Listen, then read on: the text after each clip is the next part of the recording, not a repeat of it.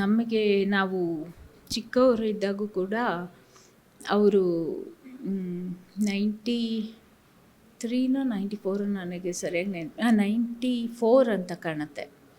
ಆವಾಗ P D Shenoy ಅಂತಿದ್ರು. ಅದಕ್ಕೆ ಮುಂಚೆ ಇದು ನನಗೆ ಅಷ್ಟೊಂದು ಸರಿಯಾಗಿ ನೆನಪಿಲ್ಲ.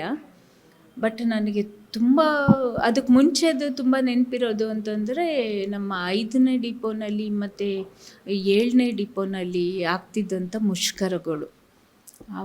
ಆವಾಗಿನ ಲೀಡ್ರುಗಳು ಅವರೆಲ್ಲ ನನಗೆ ತುಂಬ ಚೆನ್ನಾಗಿ ನೆನಪಿದ್ದಾರೆ. ಯಾಕೆಂದರೆ ಅವರು ಅಷ್ಟು ತುಂಬ ಫೆರೋಷಿಯಸ್ ಆಗಿದ್ದರು ಮತ್ತು ತುಂಬ ಮಿಲಿಟೆಂಟ್ ಆಗಿದ್ದರು, ಬಹಳ ಮಿಲಿಟೆಂಟ್ ಆಗಿದ್ದರು.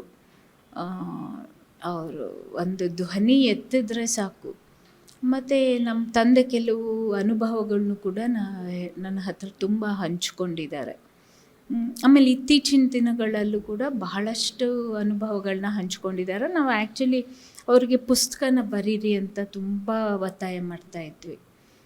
ಆದರೆ ಶುರು ಮಾಡಿದ್ರು, ಒಂದು ಸ್ವಲ್ಪ ಹಂತಕ್ಕೆ ಬಂತು. ಅಷ್ಟೊತ್ತಿಗೆ ಈ ವೇಜ್ ರಿವಿಷನ್ದು ಇದೆಲ್ಲ ಬಂತು, ಕೆಲವು ಹೋರಾಟಗಳೆಲ್ಲ ಬಂತು. ಅವರಿಗೆ ಬರೆಯೋಕ್ಕೆ ಮುಂದುವರ್ಸೋಕ್ಕೆ ಸಾಧ್ಯ ಆಗಲಿಲ್ಲ.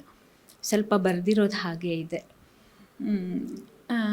ಆಮೇಲೆ 94ರಲ್ಲಿ ಅಂತ ಕಾಣುತ್ತೆ, ಆವಾಗ ಪಿ ಡಿ ಶೆಣೈ ಅಂತ, ಡಾಕ್ಟರ್ ಪಿ ಡಿ ಶೆಣೈ ಅಂತ ಅವರು IAS ಅಧಿಕಾರಿ, ಬಹಳ ಒಳ್ಳೆಯ ಅಧಿಕಾರಿ. ಇವತ್ತಿಗೂ ಕೂಡ ಅವರು ಇದ್ದಾರೆ. ಅವ್ರನ್ನ ಹೋಗಿ ನೋಡ್ಕೊಂಡು ಬರಬೇಕು ಅಂತ ತುಂಬ ಆಸೆ ಇದೆ. ಅವರು ಆವಾಗ CMD ಆಗಿದ್ದರು. ಆವಾಗ ಚೇರ್ಮನ್ ಕಮ್ ಮ್ಯಾನೇಜಿಂಗ್ ಡೈರೆಕ್ಟರ್ ಅಂತ ಇದ್ದರು. ಆವಾಗ ಅವರು ಇದ್ದಾಗ ಒಂದು ವೇಜ್ ನೆಗೋಸಿಯೇಷನ್ ಆಗಬೇಕಿತ್ತು. ಆವಾಗ ನಮ್ಮ ತಂದೆ ಮತ್ತು ಇನ್ನೊಂದಷ್ಟು ಲೀಡ್ರುಗಳು ಉಪವಾಸ ಕೂತರು. ನಮ್ಮ ತಂದೆಗೆ ಒಂಥರ ಹೆಂಗೆ ಅಂದರೆ, ಉಪವಾಸ ಕೂರೋದಂತಂದರೆ ಅವರಿಗೆ ಭಾಳ ಇದು. ಉಪವಾಸ ಕೂರೋದಂತಂದರೆ ಅವರಿಗೆ ಆ್ಯಕ್ಚುಲಿ ಅವರು ಡಯಾಬೆಟಿಕ್ ಆದರೂ ಕೂಡ ಡಾಕ್ಟ್ರು ಬೇಡ ಅಂದರೂ ಉಪವಾಸ ಕೂತ್ಬಿಡ್ತಿದ್ರು.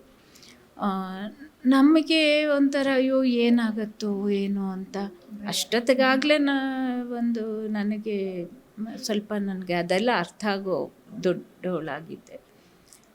ಸೊ ನಮ್ಮ ತಾಯಿಗೂ ಹೆದರಿಕೆ, ಒಂಥರ ಅಯ್ಯೋ ಏನೋ ಅವ್ರಿಗೆ ಆರೋಗ್ಯ ಏನು ಕೆಡತ್ತೋ ಏನೋ ಅಂತ.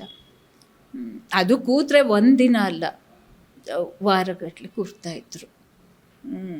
ಹೀಗಾಗಿ ಆಮೇಲೆ ಅವ್ರ ಜೊತೆ ಬೇರೆಯವರು ಎಲ್ಲ ಕೂರ್ತಾಯಿದ್ರು. ಆದರೆ ಇವ್ರು ಹೆಂಗೆ ಅಂದರೆ, ನೀವು ಬೇರೆಯವ್ರು ಕೂರಬೇಡಿ, ನಿಮಗೆ ಡಯಾಬಿಟಿಸ್ ಇದೆ ಅಂತ ಹೇಳ್ತಾಯಿದ್ರು, ಆ ಥರ. ಸರ್ ನಾವು ಹೋಗಿ ನೋಡ್ಕೊಂಡು ಬರ್ತಾಯಿದ್ವಿ. ಆದರೆ ಅವಾಗ ಹೇಗಿತ್ತು ಅಂದರೆ, ಇವರು ಏನಾದರೂ ಉಪವಾಸ ಕೂತ್ರೆ ಯಾವ ಬಸ್ಸು ಡಿಪೋಯಿಂದ ಹೊರಗೆ ಬರ್ತಿರಲಿಲ್ಲ. ಜನ ತಾವೇ ಮುಷ್ಕರ ಮಾಡಿ, ಅದೊಂಥರ ಯಾರೂ ಹೇಳ್ತಿರ್ಲಿಲ್ಲ ನೀವು ಮುಷ್ಕರ ಮಾಡಿ ಅಂತ. ಜನ ನಿಲ್ಲಿಸ್ಬಿಡ್ತಿದ್ರು, ಗಾಡಿಗಳನ್ನ ನಿಲ್ಲಿಸಿ ಎಲ್ಲ ಇಲ್ಲಿಗೆ ಬರ್ತಾಯಿದ್ರು.